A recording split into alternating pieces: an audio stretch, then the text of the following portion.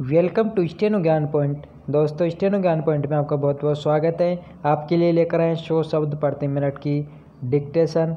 दोस्तों, डिक्टेशन की पीडीएफ आप अगर प्राप्त करना चाहते हैं तो वीडियो के डिस्क्रिप्शन में दिए गए लिंक को फॉलो करके आप वहां से प्राप्त कर सकते हैं।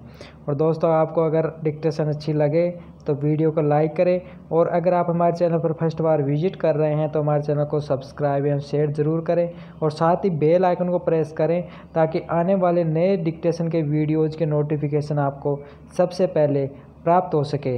तो चलो दोस्तों, डिक्टेशन स्टार्ट करते हैं। अपनी डिक्टेशन स्टार्ट होगी जस्ट ही 5 सेकंड बाद।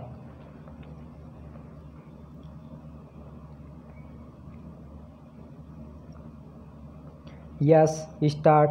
आदरणीय महोदय, बच्चों और विकलांगों की सेवा करने वालों का सम्मान करने के लिए मुझे आज यहाँ आकर बहुत प्रसन्नता हो रही है।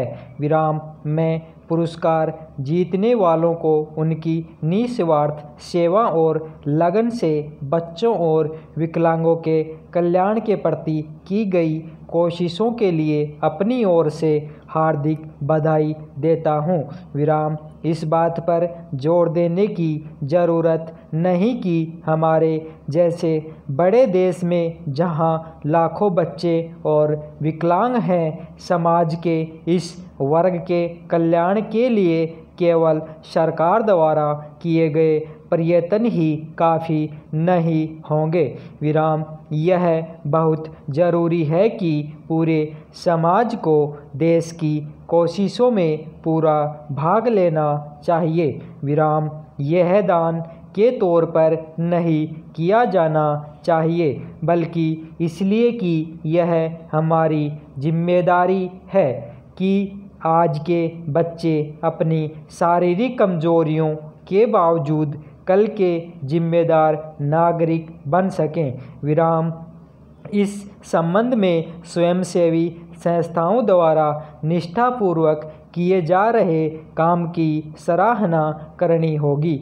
विराम। यह सभी जानते हैं कि हमारे देश बच्चों के कल्याण में पूरी दिलचस्पी ले रहा है। विराम। वास्तव में उनके कल्याण की जिम्मेदारी को हमारे संविधान में विशेष स्थान दिया गया है। विराम। भारत उन थोड़े से देशों में से है जिन्होंने बच्चों के लिए समुचित राष्ट्रीय नीति अपनाई है। विराम। राष्ट्रीय नीति यह घोषणा करती है कि बच्चे हमारी सबसे महत्वपूर्ण संपदा है, जिनका पालन पोषण और विकास राष्ट्र की जिम्मेदारी है। विराम। इस नीति का उद्देश्य बच्चों की सेहत, पौष्टिक खुराक, शिक्षा और बच्चों के संपूर्ण विकास संबंधी सेवाओं के दायरे का विस्तार करते रहना है। विराम। ऐसी नीति बच्चों की गर्भावस्था तथा जन्मोपरांत के समय में पर्याप्त पौष्टिक आहार तथा स्वास्थ्य संबंधी देखभाल उपलब्ध करके बच्चों को विकलांग होने से बचाने में सहायता करता है। विराम।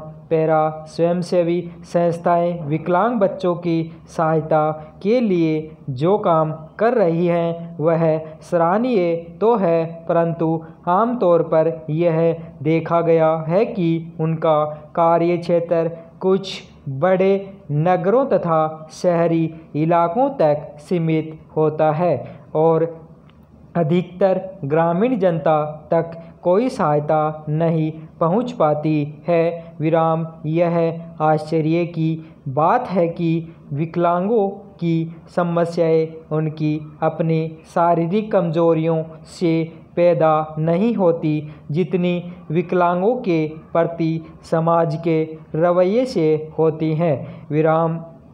उनकी मानसिक या शारीरिक कमी से कहीं ज़्यादा उनके प्रति पक्षपात की भावना उन्हें साधारण जीवन जीने में बाधा डालती है। विराम। इसलिए समाज और जाति द्वारा विकलांगता के खिलाफ किए जा रहे संघर्ष में पहला कदम यह है कि परिवार में विकलांगों को सामाजिक और भावनात्मक स्नेह प्राप्त हो।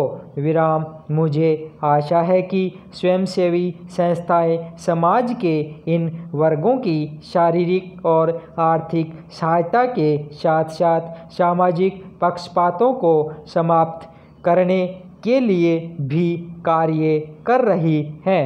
विराम यह जानकर बहुत खुशी होती है कि बहुत से प्रसिद्ध सामाजिक कार्यकर्ताओं और स्वयंसेवी संस्थाएं इस सराहनीय काम में लगी हुई हैं और वह हमारे बच्चों और विकलांग भाइयों के प्रति प्रेम और सहानुभूति की भावना का जीता जागता उदाहरण है। विराम पैरा आदरणीय महोदय, मैं उम्मीद करता हूं कि ये राष्ट्रीय पुरस्कार दूसरे लोगों को भी उनका अनुकरण करने की प्रेरणा देंगे तथा हमारे और अधिक देशवासी बच्चों और विकलांगों की सहायता के लिए आएंगे। विराम बच्चों तथा विकलांगों और अपंगों के पालन पोषण की जिम्मेवारी वास्तव में खुद माँ बाप के कंधों पर होती है, परंतु कभी कभी और कहीं कहीं ऐसा भी देखने में आता है कि माँ बाप अपने फर्ज को नहीं समझते और अपने बच्चों की उपेक्षा करते हैं। विराम तो ऐसा गलत काम करने वालों को सज़ा देने का कोई कानून नहीं है। मैं महसूस करता हूँ कि हमें समाज में ऐसी नैतिक शक्ति का विकास करना चाहिए जिससे माँ बाप अपने बच्चों के प्रति उचित व्यवहार करें। विराम अगर माँ बाप ही अपने कर्तव्य का पालन करना छोड़ देंगे तो बच्चों को माता पिता का प्यार कहाँ से मिलेगा। विराम सरकार और स्वयंसेवी संस्थाओं की कोशिशों का महत्व तो माता पिता के कर्तव्य के बाद आता है और केवल बच्चों को अच्छे नागरिक बनाने के प्रयत्नों में माता पिता की सहायता मात्र होता है। विराम अंत में मैं आपसे अनुरोध करूंगा कि आप नई लगन के साथ बच्चों और विकलांगों के कल्याण के काम में लग जाएं। विराम मैं समाज कल्याण मंत्री को मुझे इस समारोह में आमंत्रित करने के लिए धन्यवाद देता हूँ। विराम पैरा प्राय कहा जाता है कि स्वास्थ्य ही सब कुछ नहीं है। विराम लेकिन स्वास्थ्य के बिना हर चीज़ बेकार है। विराम जब तक लोगों के स्वास्थ्य के दर्जे में सुधार न हो तब तक सामाजिक आर्थिक विकास नहीं हो सकता और न ही आत्मिक विकास की संभव है। विराम इस उद्देश्य को लेकर सरकार ने लोगों के स्वास्थ्य में सुधार लाने के लिए कई उपाय किए हैं। विराम इनमें पीने का शुद्ध जल, सफाई, पौष्टिक आहार और मकान की सुविधाएं मुहैया कराना भी शामिल है। विराम कुछ एक मुख्य क्षेत्रों में विकास के लिए सरकार ने संशोधित 20 सूत्री कार्यक्रम को भी अपनाया है।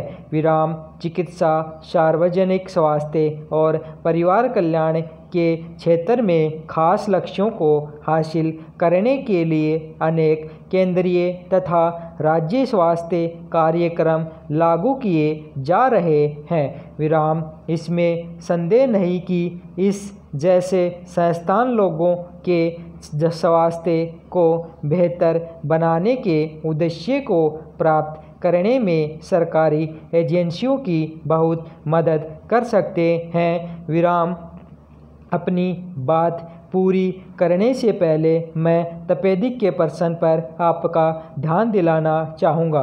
विराम यह माना जाता है कि हमारे देश में लगभग 10 करोड़ लोग तपेदिक से पीड़ित हैं। विराम सरकार ने 20 सूत्री कार्यक्रम में इस बीमारी को शामिल किया है और वह इस पर काबू पाने के लिए कई उपाय कर रही है।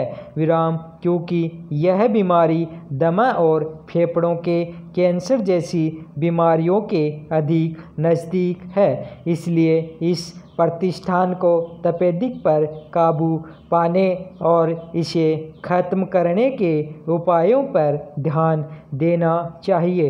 विराम मैं उम्मीद करता हूँ कि इमारत तैयार हो जाने पर यह प्रतिष्ठान ज़रूरतमंद लोगों की अधिक से अधिक सहायता कर सकेगा और उन लोगों की सेवा कर सकेगा जो यहाँ सहायता और राहत के लिए आएंगे। विराम धन्यवाद।